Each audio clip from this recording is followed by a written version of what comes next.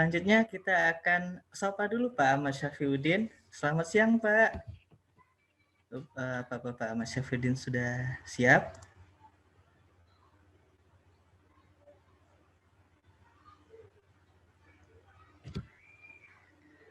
Baik, untuk para peserta bisa mengajukan pertanyaan di slide.do dengan format nama underscore instansi spasi pertanyaan untuk narasumber yang mana dan langsung diikuti oleh pertanyaan tersebut yang akan ditanyakan. Baik, kita sudah terhubung dengan Pak Ahmad Syafriuddin.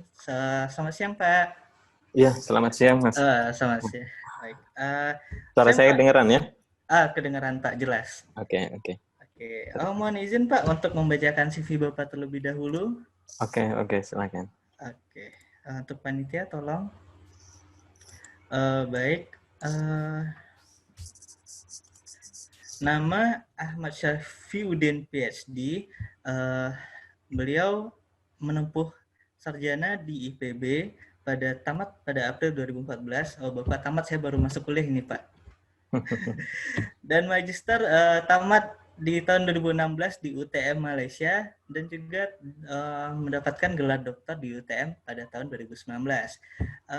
Tertarik expert di bidang environmental toxicology and health, juga environmental chemistry and computational dan juga life science. Di experience di computer science yaitu di numerical analysis dan juga simulasi, modeling dan environmental science. Baik, di sini saya melihat temanya ialah penulisan jurnal internasional. Kepada Bapak Ahmad Syafriuddin, dipersilahkan. Oke. Saya belum bisa share screen, Mas. Boleh, panitia, mohon. Tolong di. Oke, sudah.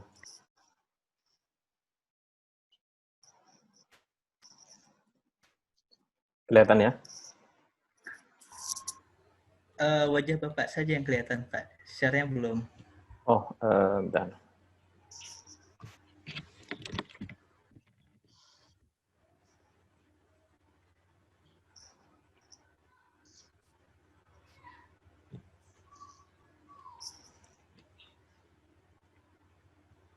Sudah, Mas? Sudah, Pak. Oke. Ya, terima kasih. Assalamualaikum warahmatullahi wabarakatuh. Waalaikumsalam warahmatullahi wabarakatuh. Terima kasih teman-teman di ITS, kemudian beberapa teman-teman di Indonesia lainnya. Saya sebetulnya masih di luar, belum bisa balik ke Indonesia. Kemudian saya sebetulnya cukup ada beberapa kali saya ke ITS memberikan kuliah tamu di statistik, kemudian beberapa fisika. Dan saya lihat teman-teman juga ada beberapa bekas bimbingan saya selama di UTM Malaysia. Terima kasih sudah hadir. Kemudian terima kasih untuk teman-teman yang lain. Nah, terima kasih untuk Pak Heri. Kemudian ada beberapa sahabat baik saya sebetulnya, Prof Agus ya. Sudah lama tidak berjumpa dengan beliau.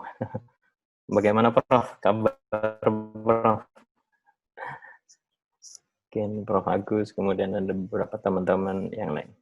Nah, pada siang, ya Prof, silahkan Prof.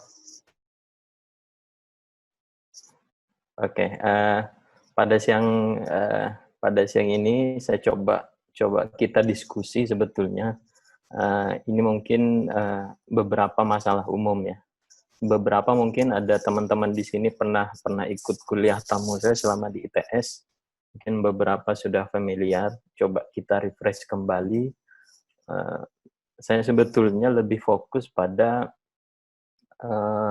saya coba listkan beberapa masalah ya, terutama kita ini orang Indonesia yang memiliki keterbatasan untuk publikasi di jurnal-jurnal yang bereputasi. Kata kuncinya di sini adalah jurnal-jurnal bereputasi. Nah,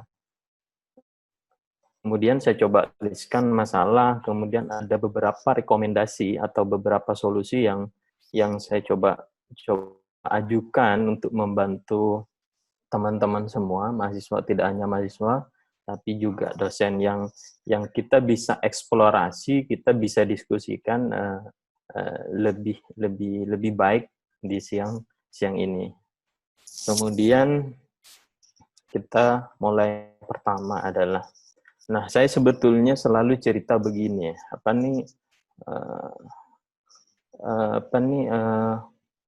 publikasi itu sebetulnya saya selalu ingatkan seperti itu. Publikasi adalah itu masalah di hilir sebetulnya. Yang paling penting sebelum kita berbicara publikasi itu adalah masalah di hulunya dulu kita betulkan.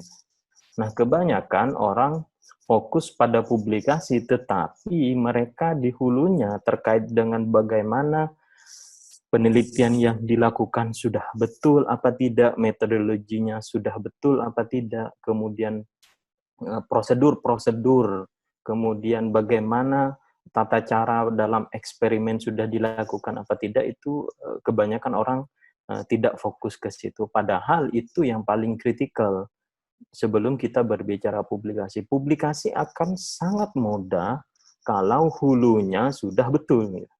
Makanya hulunya dulu yang betul, mah. Oleh karena itu, kalau publikasi itu saya selalu ibaratkan seperti ini. Publikasi itu masalah hilir. Hilir itu seperti marketing, ya jualan seperti itu. Yang paling betul bagaimana development the product. Misalnya kalau berbicara tentang industri. Kalau berbicara tentang penelitian, bagaimana penelitiannya dulu yang betul. Nah, kenapa? Kemudian saya ceritakan bahwa ini pentingnya penelitian yang betul ya. Kemudian saya ajukan penelitian.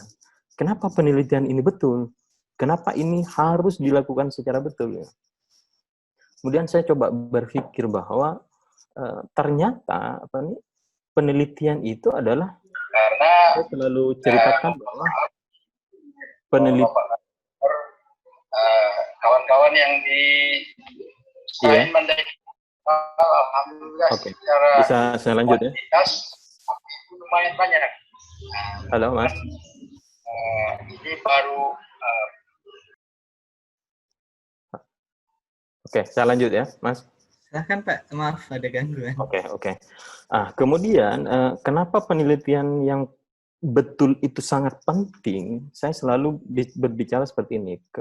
Karena penelitian itu dapat digunakan atau salah satu cara misalnya kita dapat membuktikan bahwa orang ini berbohong apa tidak. Atau kalau misalnya apa yang dilakukan oleh orang lain itu adalah satu kebenaran, maka kita bisa jadikan penelitian ini untuk mendukung temuan-temuan yang sudah dilakukan. Dan mungkin suatu saat bisa dapat Nobel atau jadi salah satu teknologi yang bisa kita manfaatkan bersama.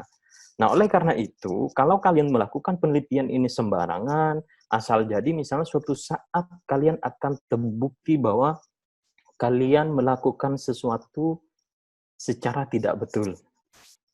Dari mana penelitian bisa melakukan seperti itu? Karena penelitian itu must be repeatable. Artinya orang bisa melakukan hal yang sama dengan yang kalian ajukan, hasilnya tidak terlalu jauh berbeda.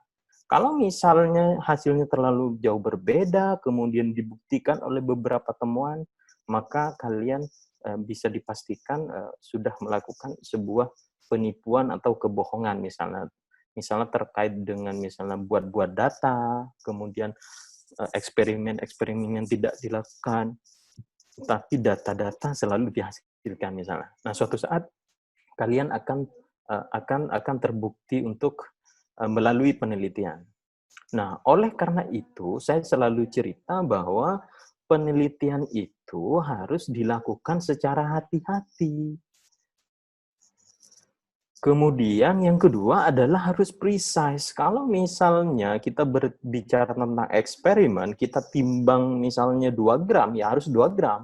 Tidak misalnya, nggak apa-apa, misalnya 2,5 gram, misalnya tidak apa-apa misalnya.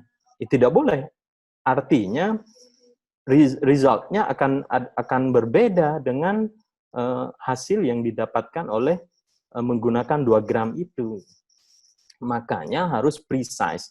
Sebab suatu saat orang misalnya membuktikan bahwa apa yang kalian ajukan itu misalnya hasilnya berbeda, kalian tahu bahwa kalian dibuktikan oleh orang sudah misalnya tidak tepat. Selain itu, selain harus hati-hati, kemudian harus precise, harus dikonsultasikan dengan yang expert. Misalnya, ini manfaatnya misalnya dosen pembimbing untuk mengecek apakah sesuatu yang hasil yang kalian dapatkan itu sudah memenuhi kaidah teoritis apa tidak. Atau misalnya kita bisa mengajukan kolega lain untuk mengecek tulisan kita apa tidak. Artinya, kalau mahasiswa kita sudah melakukan eksperimen, dapat data, jangan percaya dulu bahwa data ini sudah betul apa tidak. Artinya kita perlu recheck dengan kita konsultasikan, misalnya dengan dosen pembimbing. Saya mendapatkan data seperti ini misalnya. Ini logik apa tidak. Kemudian kalau misalnya dengan eksperimen yang kita lakukan datanya berbeda sekali dengan ini, ada sesuatu yang bisa dipertanyakan. Apakah misalnya prosedurnya salah, atau misalnya kalau terkait dengan eksperimen itu beratnya misalnya tidak sesuai atau tidak. Kalau misalnya terkait dengan statistik misalnya, apakah jumlah sampelnya sudah cukup apa tidak. Misalnya. Makanya harus kita lakukan secara hati-hati, precise, dan konsultasikan. Sebab suatu saat kalau misalnya ini berbeda, kalian akan ketahuan bohong apa tidak. Dan ini sudah banyak terjadi, bagaimana orang di blacklist misalnya dari scientific community misalnya. Sebab dia melakukan beberapa hal-hal yang tidak betul, misalnya pembuatan data palsu dan sebagainya. Nah, kemudian saya coba next lagi ke tadi sempat disinggung, kenapa sih kita perlu satu publikasi? Yang pertama adalah kalau kita dosen ya, kalau saya berharap bahwa mahasiswa ini akan jadi satu peneliti, untuk promosi perlu satu publikasi misalnya. Yang kedua adalah kalau kita sebagai peneliti, kita selalu misalnya mencari grant, research grant. Salah satu pertimbangan pemberi dana untuk satu penelitian adalah histori kita, bahwa kita capable untuk melakukan satu penelitian yang akan didanai oleh pemberi dana tersebut. Nah, dari mana orang akan tahu itu? Dari histori penelitian kita. Oleh karena itu sangat penting. Yang kedua adalah sekarang zamannya sudah tidak bisa kita melakukan self-claim. Self-claim itu adalah mengaku-ngaku. Misalnya, saya adalah profesor in mathematics, misalnya. Tapi tidak ada histori tentang penelitian mathematics yang kalian lakukan, misalnya. Maka orang tidak akan percaya, orang tidak akan mengakui bahwa, oh ini orang berbohong. Makanya beberapa kasus sebelum ini misalnya ada di media bahwa saya adalah publis. Mudahnya adalah misalnya kalau mahasiswa yang paling mudah aksesnya Google Scholar misalnya. Ketik namanya, ada histori tentang penelitian apa tidak. Sekarang sudah tidak bisa ngaku-ngaku. Artinya semua accessible. Artinya orang semua bisa mengakses siapa kita. Nah, yang kedua, yang keempat adalah selanjutnya misalnya kalau mahasiswa ya tadi dijelaskan oleh Pak Heri, salah satunya adalah memang ada kewajiban untuk kelulusan, untuk satu publikasi atau dan sebagainya. Oleh karena itu ini adalah contoh 4 kenapa publikasi itu penting. Nah, kemudian saya coba mengingatkan untuk semua bahwa ini adalah salah satu praktek yang bagaimana orang fokus pada publikasi. Orang belum publikasi, sitasi dan sebagainya. Makanya ada satu masalah sebetulnya di negara kita ini, misalnya yang menjadi praktek-praktek. Misalnya ini adalah satu tulisan di Science. Misalnya yang tidak betul itu adalah misalnya publikasi sangat banyak sekali di low quality journals. Kemudian saling mensitasi satu sama lain, membentuk satu kartel gitu. Nah, kemudian ada masalah, kenapa ini bisa terjadi? Salah satunya adalah kita menghalalkan segala cara untuk publikasi dengan yang kita hasilkan tidak berkualitas. Nah, kemudian ada yang salah. Makanya tadi di awal saya selalu ingatkan bahwa hulunya dulu betulkan gitu. Jangan kita berbicara jauh ke hilir sedangkan hulunya tidak betul. Misalnya melakukan penelitian dengan sembarangan apa-apa kemudian ujung-ujung kita mau publikasi dengan segala cara. Nah, artinya praktek-praktek seperti ini ya terjadi dan ini cukup memalukan untuk kita semua, untuk kita renungkan. Setelah ini harapannya mahasiswa-mahasiswa ini jadi peneliti, jadi dosen, praktek-praktek ini tidak dilakukan lagi dengan cara yang memperbaiki kualitas penelitiannya. Makanya yang tadi, ingat harus hati-hati, precise, dan jangan lupa sering konsultasi. Data-data kita ini sudah betul apa tidak ya. Jadi harapannya ini tidak terjadi lagi. Kemudian yang kedua adalah ini salah satu publikasi juga di Nature bagaimana negara kita ini menjadi negara peringkat ketiga yang melakukan self-citation secara gila-gila. Ini perlu menjadi pertimbangan kita bersama ya. Nah, tadi saling mensitasi, membentuk kartel, kemudian hanya untuk ranking-rankingan itu, kemudian kita menseltasi gila-gila apa yang ini, kemudian mengajak orang lain, ayo saling sitasi, dan sebagainya. Ini praktek-praktek yang menurut saya harapannya suatu saat kita bisa minimalisir dengan kita betulkan penelitiannya, kita tulis secara baik, kita publikasi di keyword yang di depan adalah high reputable journals. Jadi setelah ini harapannya tidak ada ya praktek-praktek. Nah, 2 tulisan di Nature dan Science itu membuktikan bahwa kita sedang punya masalah sebetulnya. Dan ayo kita saling mengingatkan bahwa apa yang salah dan apa solusinya. Salah satunya yang tadi, karena hulunya ini kita tidak betul. Nah, kemudian saya tadi pagi sempat menganalisis satu database di Scopus bahwa jumlah publikasi di 4 negara kita tetangga lah. Jumlah publikasi sebelah kiri saya tidak peduli tentang itu. Yang paling menarik adalah saya menemukan bahwa jumlah conference proceeding di Indonesia itu hampir separuh dari total publikasi satu Indonesia. Nah, ini ada yang menarik. Dibandingkan dengan negara lain, misalnya Singapura 18%, kemudian Malaysia 21%, dan Thailand 19%. Artinya, kita juga sedang ada masalah nih, bahwa kita memudahkan, yang penting publikasi, ayo kita buat conference, kita publikasi. Padahal, kebanyakan conference itu, proses peer review-nya itu sangat ini, dan ada beberapa dalam tanda kutip itu tidak dilakukan secara baik. Orang berlomba-lomba sekarang ternyata hanya untuk itu. Nah, ini ada masalah di kita nih. Nah, mahasiswa setelah ini, saya selalu bilang seperti ini kalau mahasiswa saya, terutama Nisa ini adalah ketua ini adalah mantan bekas mahasiswa saya di waktu ke Malaysia. Nah, saya selalu bilang seperti ini, cukuplah untuk kita conference proceeding itu.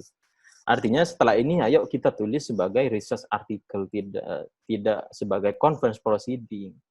Apa yang bisa kita lakukan ya? Makanya penelitian harus betul, tulis secara baik, penelitian harus betul. Kemudian kita coba submit ke jurnal-jurnal yang bagus. Nah, saya mau meng-highlight bahwa conference proceeding itu secara umumnya itu bukan untuk publikasi ya sebetulnya. Kalau misalnya kita belajar ke negara-negara yang lebih maju tentang ini, kita akan kaget sebetulnya bahwa conference proceeding itu sejatinya hanya untuk bertemu kolega-kolega. Kamu melakukan apa, share apa nih, ayo kita ini. Ya.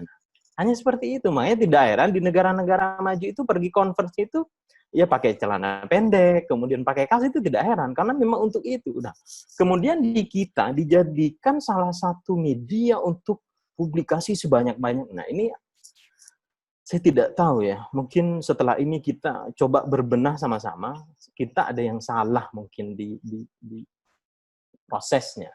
Makanya di hulu ayo kita betulkan. Nah, saya akan cerita di sini bagaimana hulu yang baik akan memudahkan proses di hilirnya. Saya akan cerita nanti. Nah, kemudian kenapa tadi di Indonesia itu banyak sekali conference proceeding? Apa masalahnya gitu?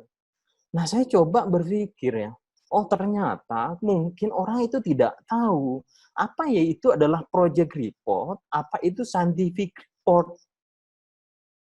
Nah, kebanyakan orang melakukan penelitian, dapat data, kemudian sudah menganggap bahwa apa yang kalian hasilkan itu sudah publishable. Tetapi kalau kita lihat ternyata belum. Makanya kalau masuk di jurnal selalu di-reject. Akhirnya ya conference proceeding lagi baliknya.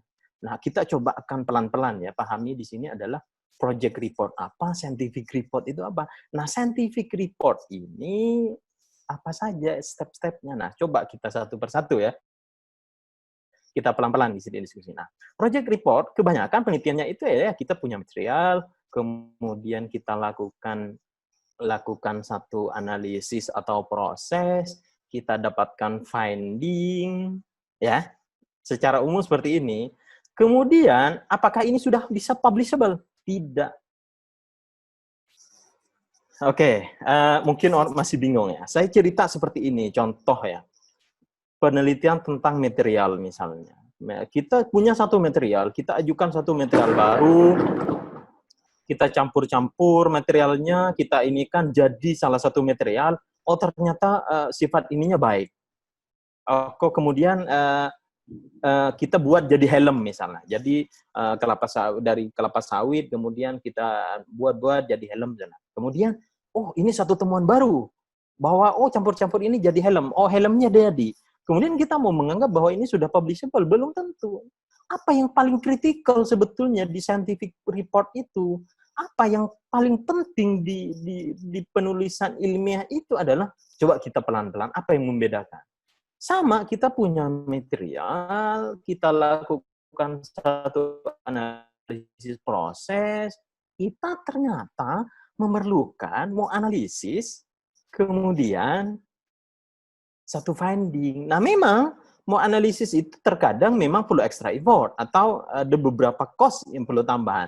Contoh yang tadi, misalnya yang project report, kita campur-campur material jadi helm, pemberi dana memang mau itu. Apa yang kalian lakukan sudah jadi helm betul, terbukti apa tidak.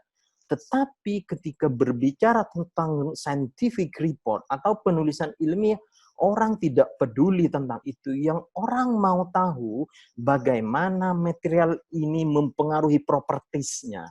Kenapa ikatan ini bisa baik? Kenapa physical propertiesnya bisa lebih baik? Apa ikatannya? Bagaimana properties mikronya? Nah, itu scientificnya. Gitu.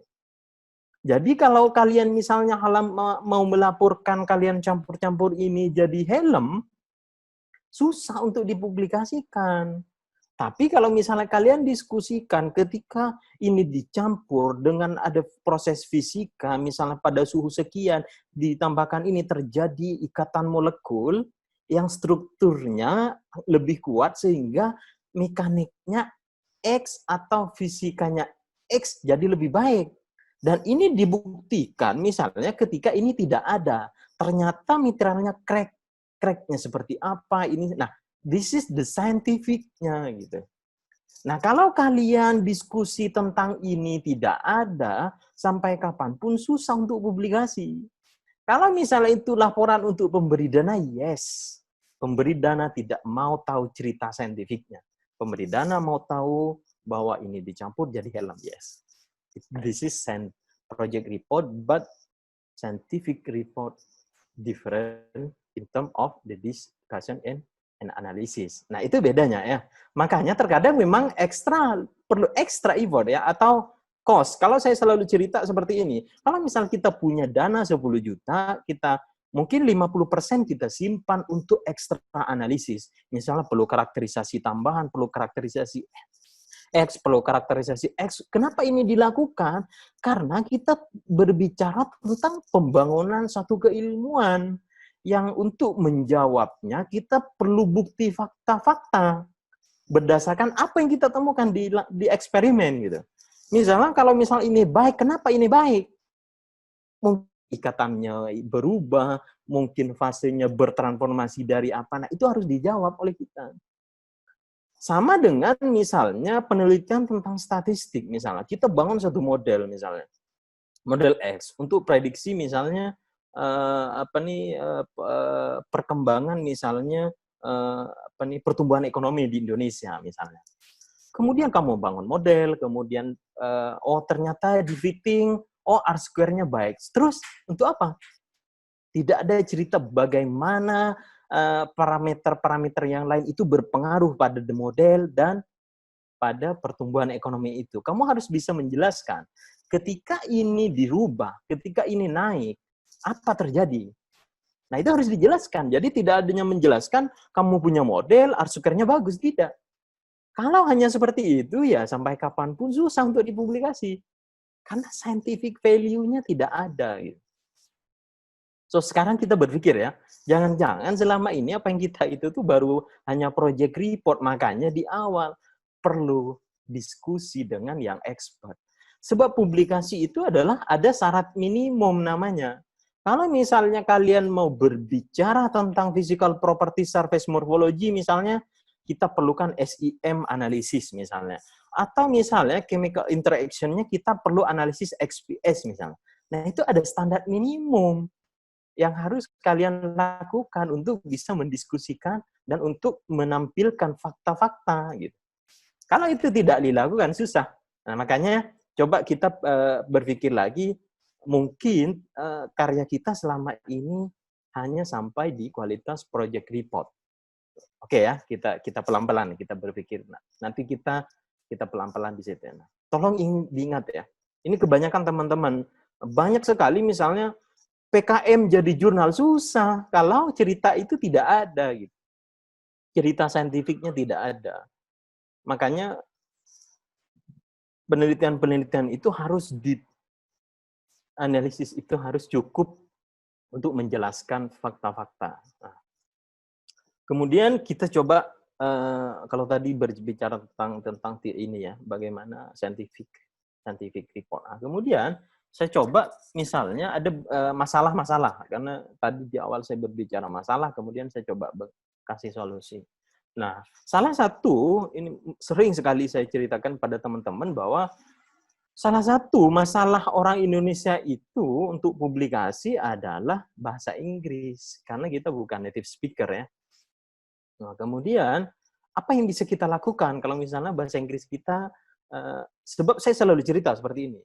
Menulis itu bukan sebab kamu pintar bahasa Inggris. Beda ya ininya. Menulis itu adalah seni yang hanya dimiliki oleh yang tekun berlatih. Sering latihan, seperti menyanyi, seperti melukis, seperti seni-seni lain. Kalau kalian tidak melakukan praktek ini, latihan, susah untuk menulis. Terutama scientific paper ya. Nah, teman saya misalnya di Cambridge bilang perlu 10.000 jam supaya kita bisa expert. Pertanyaannya, satu hari kita sudah menulis berapa jam? Kalau misal untuk sampai 10.000 itu perlu berapa tahun? Nah, itu makanya jangan-jangan kita susah menulis selama ini karena kita tidak berlatih. Oke ya? Nah, kalau misalnya kita tidak bisa bahasa Inggris, apa yang bisa kita lakukan? Salah satunya adalah kita bisa menggunakan Google Scholar. Kemudian ada teman-teman di Indonesia, saya selalu cerita ya ke teman-teman, Pak, Google Scholar itu ngaco. Gitu. Hampir semua, saya datang ke universitas-universitas bagus di Indonesia maupun yang level-levelnya di bawah yang bagus-bagus itu, selalu bilang, jangan pakai Google Translate, ngaco. Saya akan membuktikan bahwa bagaimana Google Translate capable untuk mentranslate bahasa Indonesia ke bahasa Inggris. Apa yang harus diperhatikan? Pastikan grammarnya sudah betul. Jangan-jangan kalian menulis selama ini, hanya tulis asik aja. Di mana subjeknya, di mana predikatnya, di mana objeknya, kemudian bagaimana aturan paragraf itu, ada deduktif, ada induktif. Jangan-jangan sudah lupa. Kemudian, ujug-ujug bilang Google Translate ngaco. Padahal Google Translate dibangun oleh engineer-engineer hebat ya. Dia mesin. Dia akan berikan apa yang kita masukkan. Kalau misalnya kita masukkan tidak mana subjeknya, mana predikatnya, ya ngaco. Artinya selama ini yang salah bukan Google Translate, tetapi mungkin kita. Makanya kalau orang yang menganggap bahwa Google Translate selama ini ngaco, ya minta maaf berjamaah pada Google, karena mungkin itu bukan salah Google, tapi kita yang salah. Coba introspeksi. Saya akan tunjukkan bagaimana kalimat setelah saya perbaiki itu bagus sekali di Google Translate. Saya akan tunjukkan ya. Kelihatan Mas ya? Halo Mas? Iya, kelihatan Pak. Oke. Dan Ini salah satu, ini tulisan betul ya. Ini skripsi mahasiswa Indonesia. Nanti kalian bisa buktikan saya tidak mengada-ngada. Saya copy dari skripsi orang Indonesia. Ini adalah tulisan mereka. Kelihatan Mas? Ininya, kalimatnya? Kelihatan Pak, jelas. Oke. Contoh nih, ini tulisan skripsi. Saya copy ya dari salah satu skripsi. Jangan-jangan salah satu punya kalian. Apa nih? Mengingat semakin pesatnya pertumbuhan barang jasa dibutuhkan oleh konsumen, semakin bertambah banyak baik dalam jumlah maupun jenisnya. Kemudian di Google Translate yang ngaco. Habis itu cerita ke semua orang bahwa Google Translate ngaco. Padahal kitanya yang salah. Kemudian saya coba perbaiki ya tulisan ini. Dengan semakin pesatnya pertumbuhan barang dan jasa yang dibutuhkan oleh konsumen, ini apa ya? Perusahaan, ada subjeknya, harus melakukan predikat inovasi sehingga barang atau jasa dihasilkan dapat sesuai. Kemudian saya Google Translate. Bagus Google Translate-nya. Subjeknya ada, predikatnya ada. Minimal Google Translate mampu untuk mentranslate bahasa Indonesia kita ke dalam bahasa Inggris. Apakah hasil dari Google Translate adalah final? Belum final. Kita perlu perbaiki lagi. Kita baca tulisan tersebut, apakah sudah flow-nya sudah betul, scientific-nya sudah betul, apa tidak. Jelas ya bahwa selama ini kita mengutuk Google Translate ya teman-teman ya. Ini terutama dosen ya, tidak hanya mahasiswa. Cerita ke mahasiswa, jangan Google Translate ngaco kan. Ternyata kita sendiri yang salah. Ada sesuatu yang perlu kita perbaiki ya. Padahal Google Translate mampu untuk itu, untuk mentranslate bahasa Inggris. Nah, untuk detailnya kita hal-hal teknis mungkin akan sangat lama untuk diskusi ini. Bisa di lain kesempatan atau apa. Minimal saya menunjukkan bahwa Google Translate itu mampu. So masalah bahasa Inggris sekarang sudah tidak ada ya, karena sudah ada Google Translate. Nah, kemudian selain Google Translate, apa yang bisa kita lakukan? Misalnya, kolaborasi dengan teman-teman atau kolega-kolega kita yang bahasa Inggrisnya dan menulisnya secara baik, lebih baik dari kita. Misal teman-teman kita yang ada di luar misalnya, yang bahasa Inggrisnya atau pengalaman menulisnya sudah sangat baik. Jangan kerja sendiri yang tadi saya bilang. Kita kolaborasi ya. Atau yang selanjutnya adalah kita bisa memanfaatkan, tapi ini saya pun tidak pernah menggunakan, tapi ini bisa dipakai, yaitu ada setiap publisher itu memiliki English editing service namanya. Misalnya Elsevier itu punya, misalnya ini salah satu punya Elsevier misalnya ini. Nah, kita bisa pakai ini, tetapi harganya cukup mahal. Oke ya, ini harganya cukup mahal, tapi setiap publisher itu ada. Nanti bisa teman-teman cari sendiri ya, bagaimana setiap publisher itu ada. Nah, saya balik lagi ke sini. Artinya adalah masalah bahasa Inggris setelah ini, kalau misalnya ada mahasiswa tidak bisa karena alasan bahasa Inggris, sudah tidak bisa ya, karena sudah ada tools saya berikan. Salah satunya menggunakan Google Translate, kemudian kita bisa meminta teman-teman kita untuk mengecek Inggris kita sudah betul. Artinya kalau misalnya mahasiswa-mahasiswa ITS, dosen-dosen pembimbing setelah ini mahasiswanya bilang tidak bisa menuliskan bahasa Inggris, sudah tidak ada alasan lagi ya, karena sudah kita pernah diskusi di sini menggunakan salah satu bilang, Pak, saya tidak punya ide untuk memulai, tidak punya ide untuk penelitian gitu. Ini selalu saya dengar dari teman-teman di Indonesia. Sebetulnya apa yang salah ininya? Kita pelan-pelan. Mungkin kalian tidak pernah baca paper gitu. Ide dari mana munculnya kalau kalian tidak baca? Nah, saya selalu bilang seperti ini ya. Di abad 20 ini, misalnya, di tahun 2000-an ini, kalau misalnya saya selalu bilang, sains itu adalah satu piring, misalnya, kalian jangan berbicara bahwa kalian akan membangun satu piring. Tidak. Kalian hanya mau menutup lubang kecil yang ada di piring. Itu adalah kontribusinya. Itu adalah kebaruannya. Gitu. Dari mana kamu bisa menemukan lubang itu? Kalau dalam bahasa saintifik adalah gaps, kalau kalian tidak baca, tidak akan menemukan ide. Gitu. Apa yang harus dilakukan? Ya baca. Makanya saya selalu bilang, tolong baca tulisan-tulisan yang bagus, di jurnal-jurnal yang bagus. Hindari baca di jurnal-jurnal yang kualitas rendah. Karena idenya pun, kalau jurnal bagus, advance. Apa yang mau kita lakukan itu. Makanya kalau mahasiswa saya, baca semua harus Q1. Silakan tanya ke bekas mahasiswa saya. Harus baca tulisan-tulisan bagus. Artinya supaya ide-ide yang kalian lakukan itu harus bagus. Tadi saya bilang tentang gaps ya. Nah, scientific report itu atau jurnal itu kuncinya hanya dua, kontribusi dan kebaruan.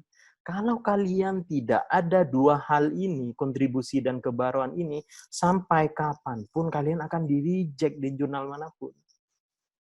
Makanya lari ke conference tadi. Karena dua hal ini tidak ada, kebaruan dan kontribusi. Di mana kita bisa tulis, Pak? Ini harus jelas ditulis secara clear di introduction. Tulis bahwa kebaruannya ini, kontribusinya ini. Ada cerita di situ. Bahwa orang membangun ini kelemahan. Masih ada kelemahan. Ditutup oleh B. Tapi B pun lemah. Ditutup oleh C. Tapi C pun lemah. Oleh karena itu datang saya mau menutup ini. Kalau cerita ini tidak ada di introduction, pasti di-reject. Saya yakin itu. Makanya kalau kalian menulis introduction, kalimat itu harus ada.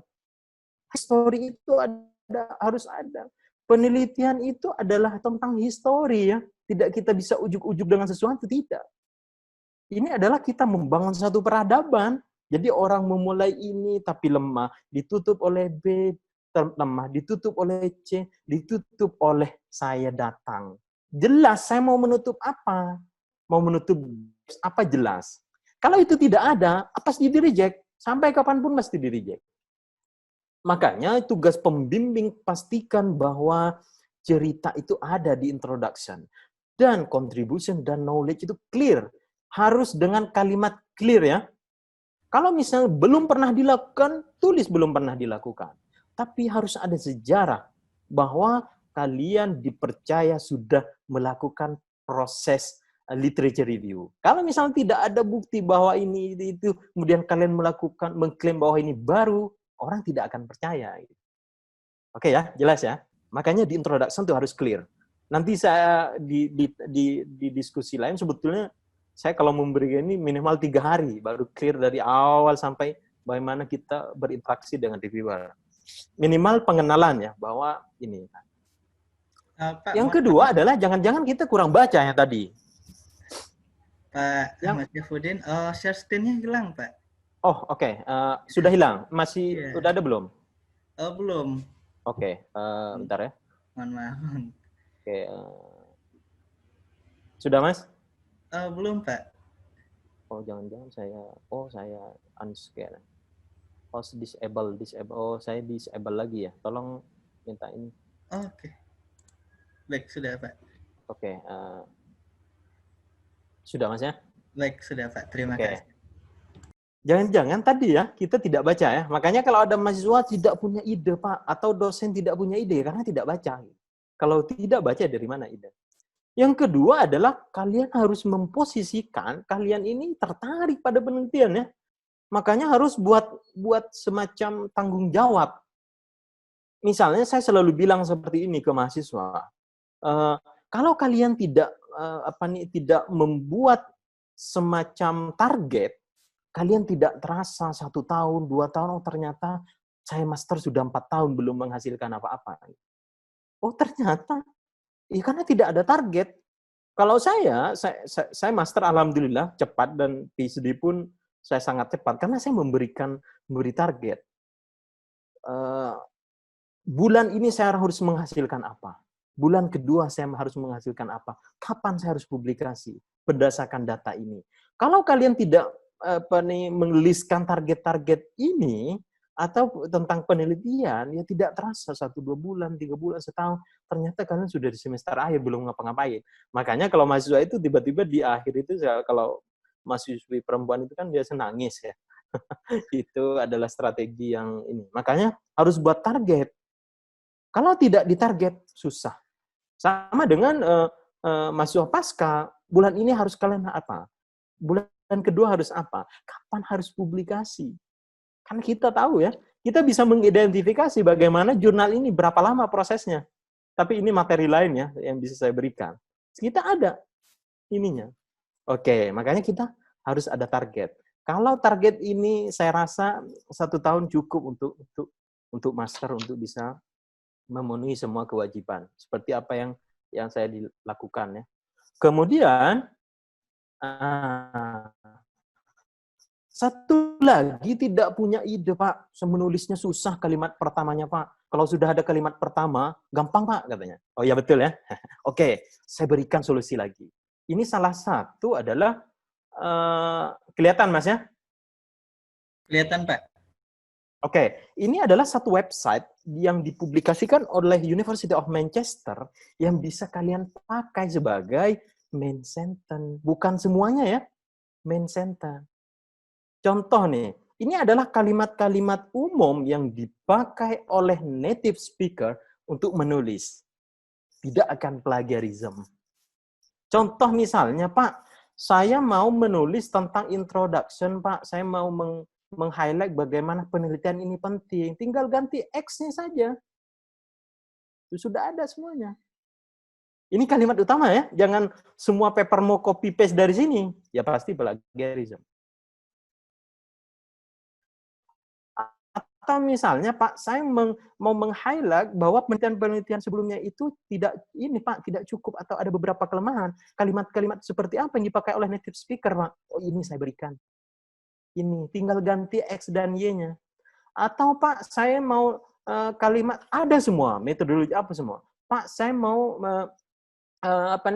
mendiskusikan hasil, Pak, bagaimana kalimat-kalimatnya yang biasa dipakai kalau misalnya kita statement tentang hasil, ada. Atau Pak, saya membandingkan hasil dengan penelitian sebelumnya, ada. Pak, atau misalnya saya mau tentang conclusion, Pak, menulis conclusion, Pak. Kalimat-kalimat seperti apa yang ditulis oleh native speaker, ada semuanya. Tuh, ada tuh. Pak, atau summarize the finding, Pak, seperti apa? Ada. Makanya kita berterima kasih pada University of Manchester ya, sudah mempublikasi ini. Bisa kalian pakai. Jadi kalau misalnya tidak punya ide untuk kalimat pertamanya, sudah ada ya. Setelah ini tidak ada alasan lagi. Nah, ini bisa kalian pakai.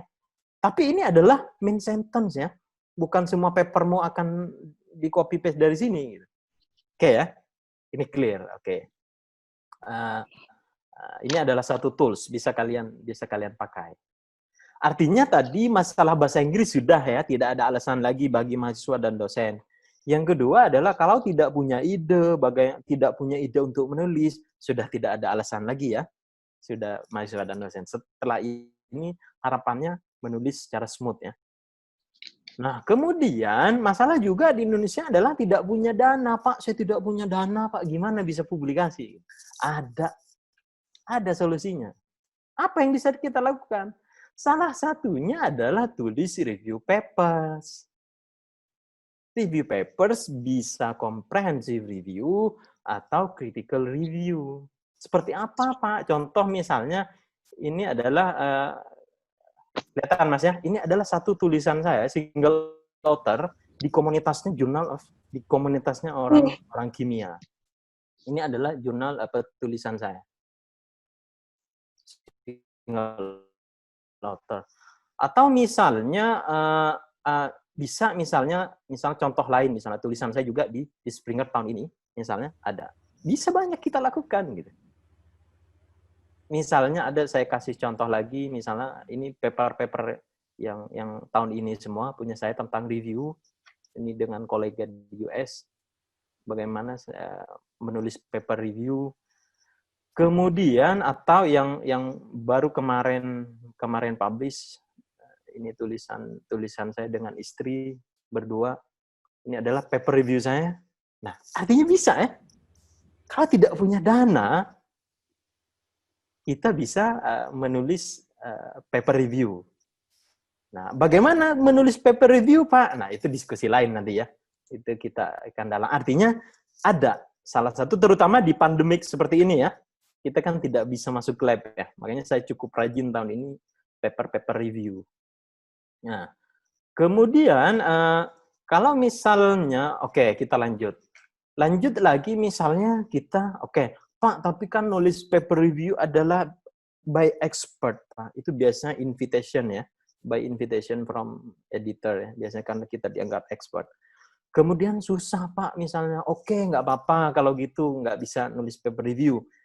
Apa yang bisa kita lakukan? Oke, pakai secondary data, terutama orang statistik ya, tidak perlu eksperimen, secondary data banyak sekali. Atau saya orang environmental engineering, saya bisa menggunakan secondary data. Tetapi ada dua kuncinya. Yang pertama adalah idenya harus brilliant. Setelah itu baru menggunakan secondary data. Saya coba berikan tulisan saya misalnya di salah satu jurnal environmental management, ini salah satu jurnal yang sangat bagus di bidang lingkungan. Ini adalah salah satu tulisan saya bagaimana saya menggunakan secondary data.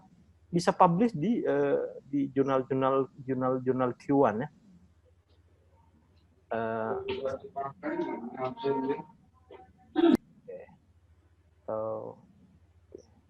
Tadi ini ya. Itu salah satu contoh ya. Nanti tulisan saya di jurnal environmental management tadi. Artinya kita bisa menggunakan secondary data. Tapi pikirkan idenya harus brilian gitu. Oke, jadi artinya kalau kalian tidak punya dana, tidak punya mahasiswa, tidak punya lab, kita bisa tetap survive untuk publikasi. Oke ya. Jadi alasan bahasa Inggris sudah tidak ada, alasan tidak punya ide, tidak bisa menulis kalimat pertamanya, ide untuk menulis kalimat pertama juga tidak ada, sudah ada. Tidak punya dana, tidak punya mahasiswa, bisa kita menulis terutama di pandemik seperti ini. Nah, kemudian masalah yang terakhir, kita orang Indonesia misalnya tentang keterbatasan untuk akses paper. Pak, kampus saya tidak punya akses untuk paper. Gimana Pak, saya bisa membaca satu tulisan yang bagus misalnya.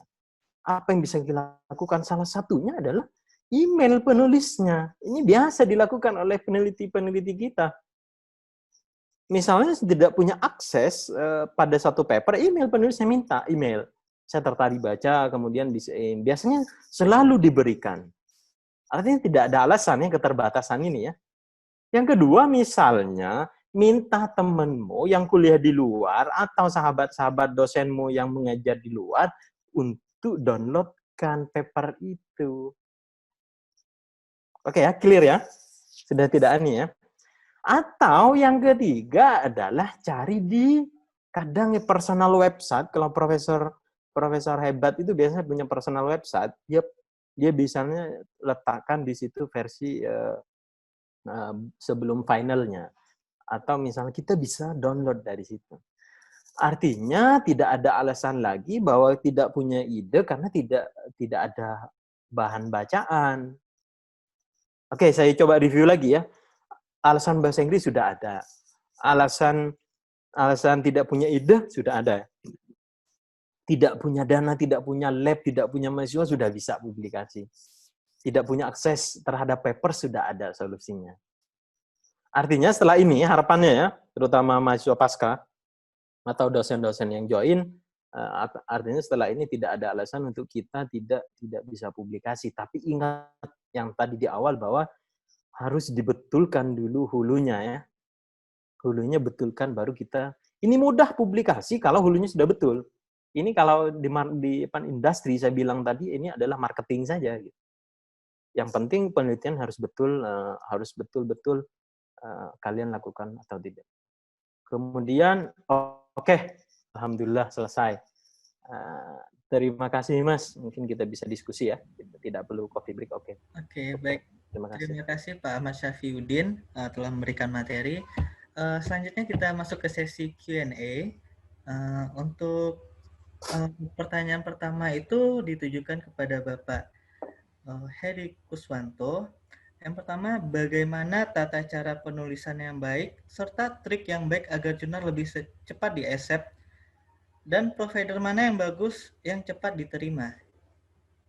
Mungkin kepada Bapak Heri bisa open mic untuk menjawab pertanyaannya.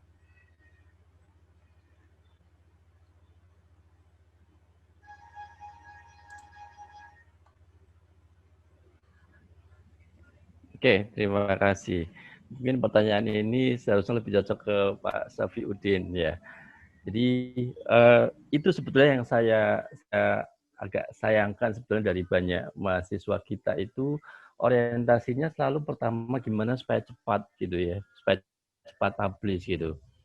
Sebetulnya tidak masalah, kita semua kalau ngomong publikasi pengennya cepat publish. Tapi yang menjadi masalah adalah setelah itu berakhir pada mencari jurnal-jurnal yang memang tadi saya sebutkan itu gimana caranya supaya cepat publish dan tidak lagi memperhatikan kualitas gitu. Sekarang relatif sih ya, artinya kayak misalkan setahu saya sekarang banyak sekali jurnal-jurnal yang open access terutama itu yang sudah punya kebijakan untuk fast publication, tapi bukan berarti tanpa proses review yang benar gitu ya.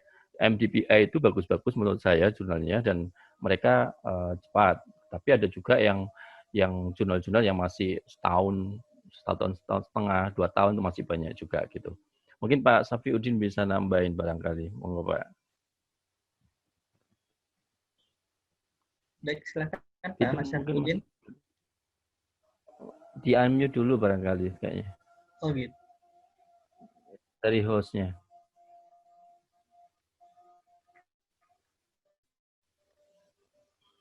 Beliau nggak bisa unmute. Sudah. Oke. Sudah bisa dimulai. Oke. Terima kasih Pak Heri. Sebetulnya ini pertanyaan sangat umum sebetulnya di kita ya. Belum apa-apa selalu pengen cepat. Saya selalu bilang seperti ini ya. Kalau misalnya ya kita sudah tadi saya singgung sedikit tentang target ya. Misalnya kita mahasiswa nih, bisa diberikan waktu 2 tahun. Kita sudah tahu nih, kita dapat data kapan, itu bisa prediksikan. Nah, bagaimana caranya Pak kita tahu proses ininya? Nah, salah satu yang paling mudah saya selalu bilang, jangan berbicara cepatnya dulu. Pastikan jurnalnya itu reputable ya. Salah satu yang paling mudah untuk kita bisa ngecek bahwa jurnal ini reputable apa tidak, menggunakan Web of Science. Saya selalu bilang seperti itu. Sebab Web of Science adalah pengindeks terbaik lah di atas Scopus. Artinya kalau sudah diindeks Web of Science sudah pasti bagus ya. Itu salah satu hal. Nah itu bisa kita bisa ini di website Web of Science tuh, dan itu bisa dipakai oleh semua mahasiswa. Namanya adalah Web of Science Master Journalist. Ini ya. Jadi kalau misalnya kalau masuk ke versi Web of Science untuk mengecek impact factor mungkin kalian tidak punya akses ya. Tapi ada satu namanya saya share screen ya supaya kalian bisa ini ya. Ya boleh silakan. Saya bisa kalian ini kan. Saya berikan contoh sebelum saya masuk ke proses pilih yang cepat tidaknya itu. Kelihatan tidak, Mas? Oke, nah, mahasiswa-mahasiswa atau dosen coba pakai tools ini sekarang daripada menggunakan Scopus yang tadi itu. Scopus terkadang predator masih masuk. Tapi kalau ke sini tidak. Coba ketik jurnalnya, jurnalmu, di sini ada apa tidak. Ini adalah versi Web of Science master list jurnalnya. Jadi kalian bisa ngecek ya. Tapi kalau impact factor apa-apanya kalian tidak punya akses karena ini kan. Artinya kalian bisa menggunakan ini. Bisa ya. Artinya kalau masuk di sini aman. Selesai. Nah, kemudian Pak, bagaimana kita bisa tahu jurnal cepat tidaknya itu apa tidak, dari mananya? Paling mudah saya selalu bilang adalah dari number of issue. Kalau misalnya salah satu jurnal itu isunya dalam setahun 12 kali, minimal prosesnya akan kalian submit itu biasanya sebulan. Artinya per bulan dia publish dalam satu isu. Artinya kalian submit minimal sebulan itu akan dapat jawaban kalau dilempar ya ke reviewer. Tapi kalau misalnya di jurnal-jurnal bagus nih sangat cepat editornya. Misalnya dalam 5 hari kalau misalnya tidak ini sudah di reject. Kalau misalnya bagus biasanya diberikan waktu, tapi rata-rata misalnya kita proses submit sampai dilempar ke reviewer itu biasanya 2 minggu ya. Kalau jurnal bagus, kemudian 2 minggu lagi diberikan waktu untuk reviewer untuk artinya lebih kurang sebulan. Beberapa jurnal saya itu di tadi itu misalnya prosesnya seperti itu. Artinya paling mudah itu ya, lihat isunya. Kalau isunya 12 artinya bisa ya. Artinya kalau misalnya isunya itu dalam setahun hanya 4, artinya minimal proses yang kalian akan lakukan sampai, ini bukan sampai publish ya, sampai diskusi dengan reviewer itu perlu 3 bulan. Artinya kalian sudah bisa meliskan target. Oh, kalau saya mau masuk jurnal ini, minimal saya submit ini supaya saya bisa lulus bulan ini. Oke ya, itu pun kalau kalian diterima. Oke ya. Kalau misalnya, makanya kalau dari target itu kita tahu, oh kalau isunya hanya 2 setahun, artinya perlu 6 bulan. Makanya kita saintis ini selalu berpikir jurnal yang bagus, yang pertama dulu, yang kedua adalah prosesnya berapa lama kita akan dapat jawaban dari reviewer. Ada satu website sebetulnya yang kita bisa ngecek berapa lama proses kita submit itu sampai kita dapat jawaban dari reviewer. Saya sebetulnya ini topik ini ya, topik lain. Saya coba ini kan. Oke.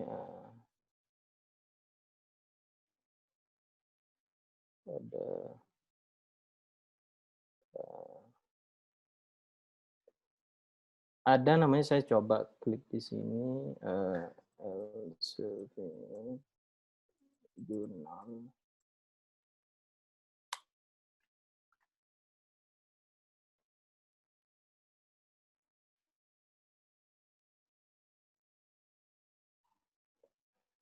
Nah, saya coba share screen. Ini hal-hal teknis sebetulnya agak lama. Nah, ini salah satu ya. Salah satu setiap publisher itu adalah namanya Journal Finder ya. Kalau Elsevier itu adalah Elsevier Journal Finder, kalau Springer Journal Finder, dan sebagainya. Nah, kita bisa memanfaatkan tools ini supaya kita tahu. Misalnya saya coba ya. Saya coba copy paste apa yang itu cek.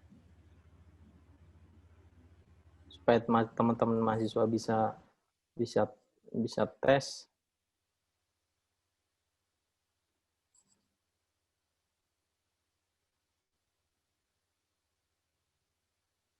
Nah, kelihatan ya Mas ya, keluar ya? Kelihatan Pak. Oke, nah ini ada tuh.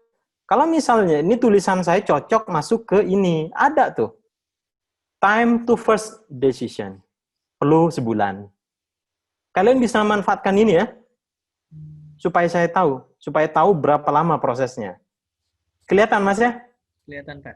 Oke, atau di jurnal lain, misalnya jurnal Springer Journal Finder, nanti kalian bisa cari sendiri, saya berikan clue-nya saja, atau Wiley Journal Finder dan Springer Journal Suggester atau Wiley Journal Finder. Ini salah satu tools ya yang bisa kalian pilih. Itu mungkin jawaban untuk pertanyaan tadi itu. Oke, silakan lanjut, Mas. Oke, baik. Terima kasih, Pak. Untuk Bapak Heri, pertanyaannya dari Muhammad Rifki, ITS. Bagaimana cara membedakan jurnal yang terakreditasi dan jurnal yang predator? Cara menghindari untuk publikasi di jurnal predator. Baik, Pak Heri, mohon dijawab.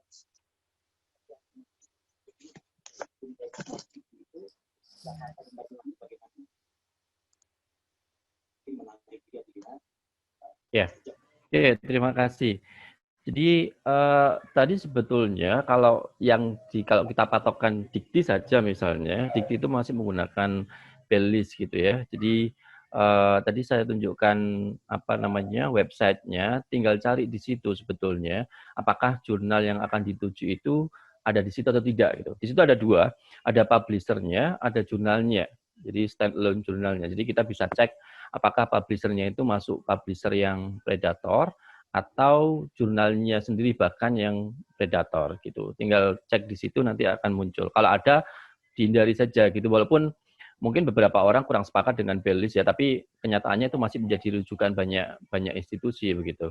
Ya daripada nanti kita sudah masuk ke situ, kemudian ternyata diterima dan paper kita tidak bisa digunakan apa-apa, termasuk untuk persatuan lulus bisa tidak bisa dipakai juga kalau di ITS gitu. Ya. Di materi slide saya tadi nanti ada websitenya, nanti di slide saya bagi bisa dicari ya. Baik, terima kasih Pak Heri. Selanjutnya pertanyaan untuk Bapak Ahmad Syafiuddin. Pada saat kondisi darurat sekarang ini, COVID-19, banyak sekali jurnal-jurnal yang pre-proof di internet. Apakah jurnal tersebut relevan untuk disitasi? Silakan Pak Ahmad Syafiuddin. Oke. Terima kasih, Mas. Mungkin saya tadi saya coba ini ya.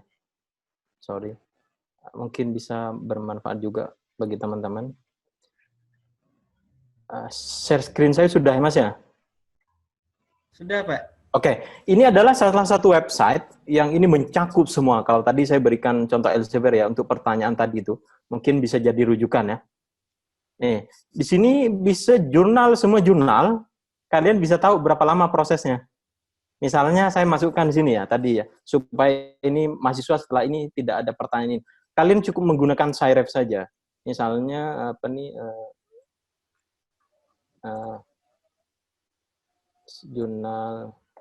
jurnal misalnya saya tadi itu klik search, nah ada semua di sini ya. Kadang ya. Nanti tapi ada beberapa jurnal yang tidak ada misalnya. Durationnya, kemudian apa-apanya itu nanti bisa cek misalnya Science of the total satu tulisannya di sini. Ini ada ya. First review-nya 1 bulan, total handling tuh terima ini sampai rejection-nya 6 hari. Nah, ini bisa manfaatkan ini ya. Bisa manfaatkan teman-teman Sciref. Kemudian tadi tentang yang predator Pak Heri itu sebetulnya paling sederhana tadi saya bilang, cek jurnalnya di Web of Science tuh. Jadi kalau itu sudah aman. Kemudian untuk menjawab pertanyaan itu sebetulnya bisa sudah di versi akhir tuh sebelum publish biasanya namanya final proof. Final proof itu biasanya oleh teman-teman itu bisa di-share ya ke teman-teman. Tapi kalau sudah final version itu terkait dengan hak cipta oleh publisher, biasanya tidak boleh karena orang harus mengaksesnya misalnya berbayar. Nah, itu bisa sudah bisa kita citasi atau misalnya ada beberapa misalnya satu website database atau misalnya seperti arsip tuh, arsip arti atau di Indonesia dulu pernah ada in arsip kalau tidak salah. Itu bisa kita pakai sebagai salah satu rujukan. Tapi ingat tadi saya bilang supaya aman dan ide-ide kita tuh biasanya advance, bagus-bagus, biasanya lebih baik kita rujuk ke jurnal-jurnal yang bagus ya, daripada kita rujuk-rujuk di tulisan-tulisan yang belum publish misalnya. Tapi itu boleh. Supaya kenapa? Saya bilang bahwa nah sederhananya seperti ini kita publikasi, tapi ini subjektif ya. Terkadang oleh editor dan reviewer juga. Nah, kalau misalnya, tapi ini subjektif kadang, kita mau publikasi di Q1, tapi referensi kita Q3 atau Jurnal Indonesia atau apalah semua, biasanya sederhana seperti ini, kita mau melamar wanita cantik, kaya, perfect, tapi kita gembel gitu. Kita ketok pintu aja sudah di-reject gitu. Sederhana seperti itu. Tapi ini subjektif oleh ini, dan beberapa kali terjadi. Nah, makanya kalau kalian ingin yang bagus, ya kalian harus bagus. Minimal, saya selalu bilang, mahasiswa saya minimal referensinya harus Q1. Tidak ada tawar-menawar, kecuali memang kajian itu susah dilakukan, ya itu nggak apa-apa, itu bisa dilakukan. Tapi harus tidak jurnal-jurnal yang ecek-ecek ya. Karena itu tadi saya bilang, kita mau masuk tempat bagus, idenya misalnya bukan dari jurnal-jurnal itu, biasanya subjektif oleh editor, tapi logik. Betul-betul logik. Biasanya kalau kali kita terbiasa baca di tulisan-tulisan yang bagus itu, ide-ide kita itu juga bagus. Coba kalian praktekkan ya. Berbanding dengan kita baca-baca tulisan yang dalam tanda kutip kurang bagus ya. Hanya tadi saya bilang tadi itu hanya project report, bukan scientific report. Oke, itu jawabannya Mas. Semoga bisa bermanfaat teman-teman. Oke, baik. Terima kasih. Selanjutnya pertanyaan untuk Bapak Ahmad Saifuddin juga bisa, untuk Pak Heri juga bisa menambahkan. Bagaimana kriteria tulisan dikatakan plagiarism dan apa yang menjadi parameternya? Terima kasih. Baik, mungkin Pak Ahmad Saifuddin terlebih dahulu. Oke, terima kasih. Nah, kapan tulisan kita plagiarism apa tidak? Sebetulnya sekarang kita bisa memanfaatkan namanya ini ya, Turnitin, tulisannya Turnitin. Itu bisa kita, namanya bukan plagiarism ya, tapi similarity index. Itu adalah indeks seberapa sama tulisan kita dengan yang lain. Nah, itu biasanya dikategorikan sebagai plagiarism. Nah, kita bisa memanfaatkan Turnitin, tapi Turnitin bayar, atau namanya yang versi gratis, saya selalu berikan ke teman-teman itu ada plagiarism checker tulisannya. Itu bisa kalian manfaatkan, itu gratis. Tapi beberapa universitas di Indonesia itu adalah sudah menggunakan Turnitin. Tapi kalau jurnal-jurnal yang reputable, semuanya menggunakan namanya Authenticate. Tapi ini dan Authenticate itu lebih bagus. Tapi dengan menggunakan Turnitin sudah cukup. Saya rasa ITS mungkin ada license untuk Turnitin. Nah, berapa persen Pak yang diizinkan similarity index ini atau kita kategorikan ini sebagai plagiarism? Nah, jurnal-jurnal bagus itu selalu secara umum dia memberikan toleransi maksimum 10%. Kalau di atas itu biasanya akan bisa langsung di-reject, atau kalau tulisan kalian bagus atau penelitiannya bagus, diberikan waktu untuk merevisi plagiar atau mengurangi plagiarismenya. Artinya kalau saya mahasiswa atau mahasiswi, saya selalu cek, minta dia untuk cek Turnitin, kecuali kalau kita tulis sendiri, saya hampir tidak pernah ngecek Turnitin, karena sudah pastikan kita tidak ini orang. Tapi kalau mahasiswa, kita menggunakan Turnitin.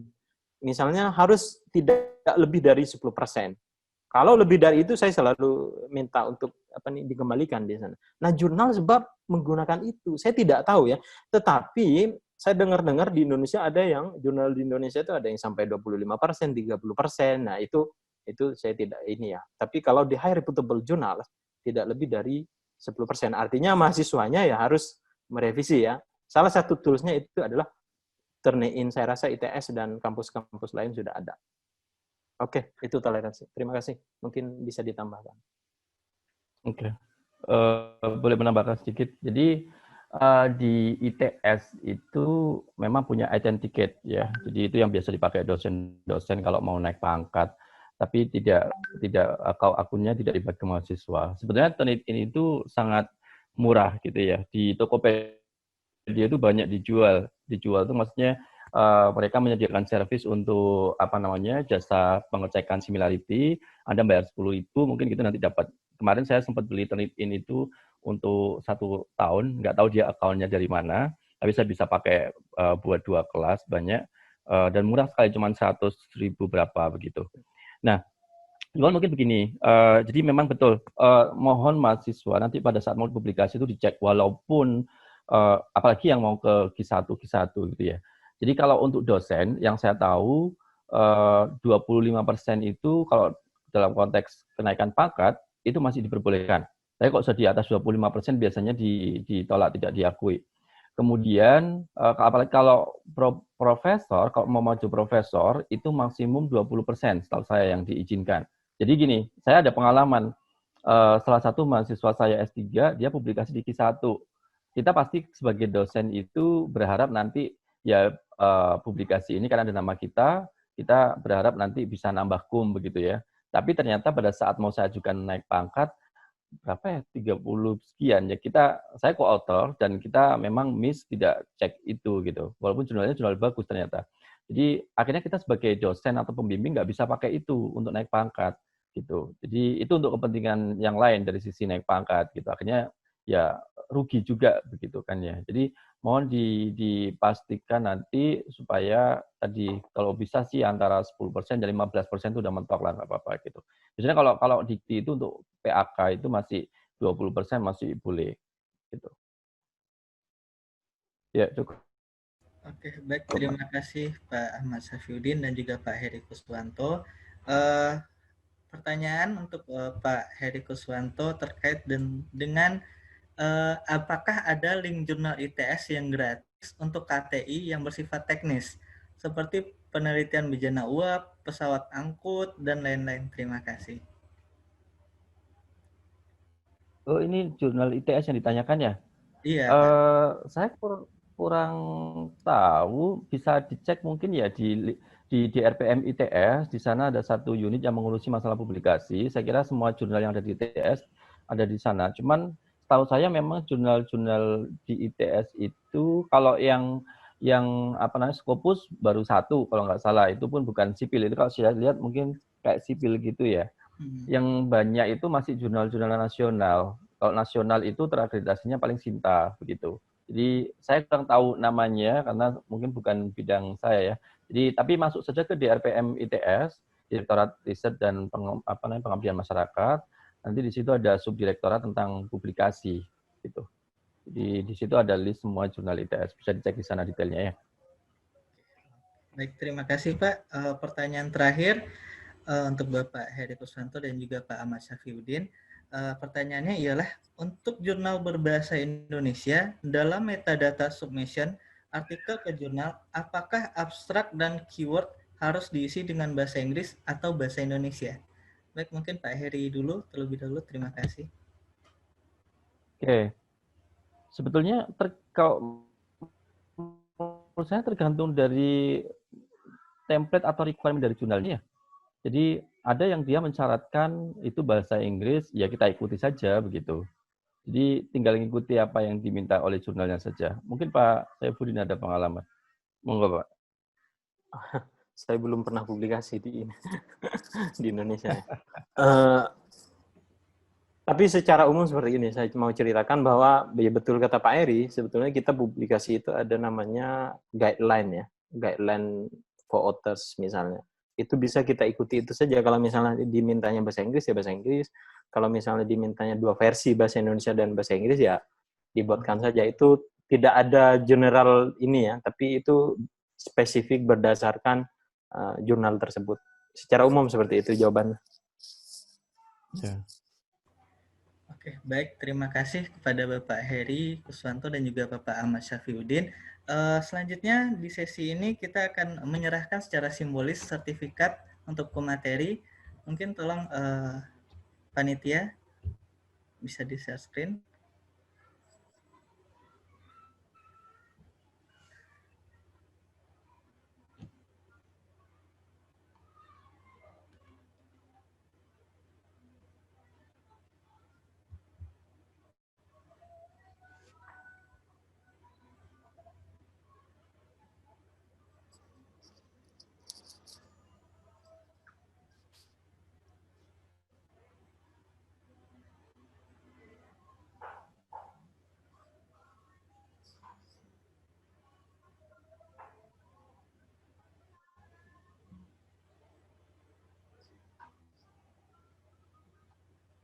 Baik, ini sertifikat kami serahkan kepada Bapak Dr. Arpol Heri Kuswanto MSI sebagai pemateri. Mohon diterima Pak, nanti Terima kopinya kasih. juga sudah dikirim. Baik, Iya, nggak apa. Ya, baik, terima kasih, terima kasih. sama-sama. Baik, untuk selanjutnya sertifikat pemateri kepada Pak Ahmad Syafiuddin. Tolong pada panitia. Baik, ini sertifikat kami berikan kepada Pak Ahmad Syafiuddin sebagai pemateri di acara webinar penulisan artikel ilmiah pada jurnal internasional bereputasi. Mohon diterima Pak secara simbolis. Oke, terima kasih. Terima kasih. Baik, selanjutnya ialah kita foto bersama. Diharapkan semua peserta menyalakan kameranya semuanya agar kita bisa publish ke IG Himpunan Mahasiswa Muslim Pasca Sarjana ITS.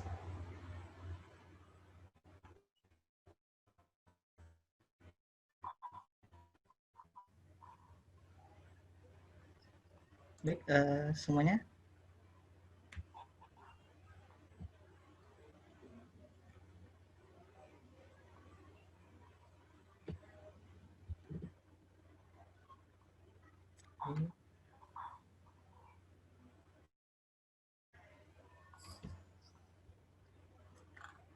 Gimana panitia, sudah?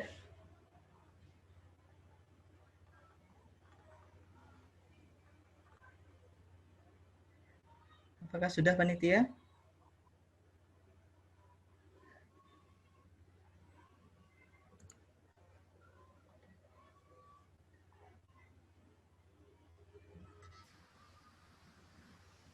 Bentar ya, Mas, tunggu Mas Imam.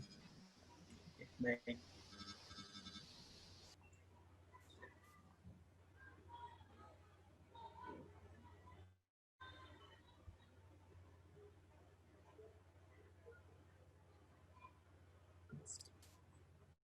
Sudah? Sudah? Sudah. Oke, baik. Terima kasih. Selanjutnya, jika tadi di awal dibacakan ayat suci Al-Quran, maka di akhir acara kita akan membacakan doa terlebih dahulu yang akan dipimpin oleh Falif Sarjana Teknik. Kepada Pak Reza, dipersilahkan. Mohon dikondisikan dulu. A'udzubillahi minasyaitonirrajim. Bismillahirrahmanirrahim. Qulillahumma malikal mulki tu'til mulka man tasya wa tanzi'ul mulka mimman tasya wa tu'izzu man tasya wa tudhillu man tasya biyadikal khair innaka ala kulli syai'in qadir tulijul laila fin nahari wa tulijun nahara fil lail wa tuhrijul hayya minal mayyiti wa tuhrijul mayyita minal hayy wa tarzuqu man tasya bighairi hisab. Allahumma innaka ta'lamu anna hadhil qulub qad istama'at ala mahabbatik wal taqat ala ta'atik wa tawahadat ala da'watik wa ta'ahadat ala nusrati syari'atik fawassikillahumma rabitataha wa adimuddaha wahdiha subulaha wa mla'ha binurikal ladzi la yahbu washrah suduraha bifaidil imani bik wa jamilit tawakkuli alaik wa bima'rifatik wa amit sala syahadati fi sabil maula wa ni'man nasir rabbi shrah li sadri wa yassir li amri wahlul 'uqdatam min lisani yafqahu qawli rabbi zidni ilma warzuqni fahma bi rahmatika ya arhamar rahimin. Allahumma amin amin Allahumma amin. Cukup Mas. Baik, terima kasih pada Pak Reza. Sekian acara kita. Untuk mendapatkan materinya, dimohon para peserta untuk mengklik web di sini dulu untuk absensi. Maka setelah itu materi dari pemateri tadi akan kami kirimkan ke email masing-masing peserta. Baik, mungkin sekian dari kami. Terima kasih Pak Heri Kuswanto yang telah memberikan ilmunya, dan juga Bapak. Ya, terima kasih Pak, dan juga Bapak Ahmad Syafiuddin yang jauh dari Malaysia. Terima kasih Pak atas ilmunya dan kesempatannya. Oke, baik. Saya mewakili segenap kru yang bertugas dari Himpas mengucapkan permohonan maaf apabila ada kesalahan kata dan juga kesalahan yang lainnya. Saya akhiri. Wabillahi taufiq wa hidayah. Wassalamualaikum warahmatullahi wabarakatuh. Waalaikumsalam warahmatullahi wabarakatuh.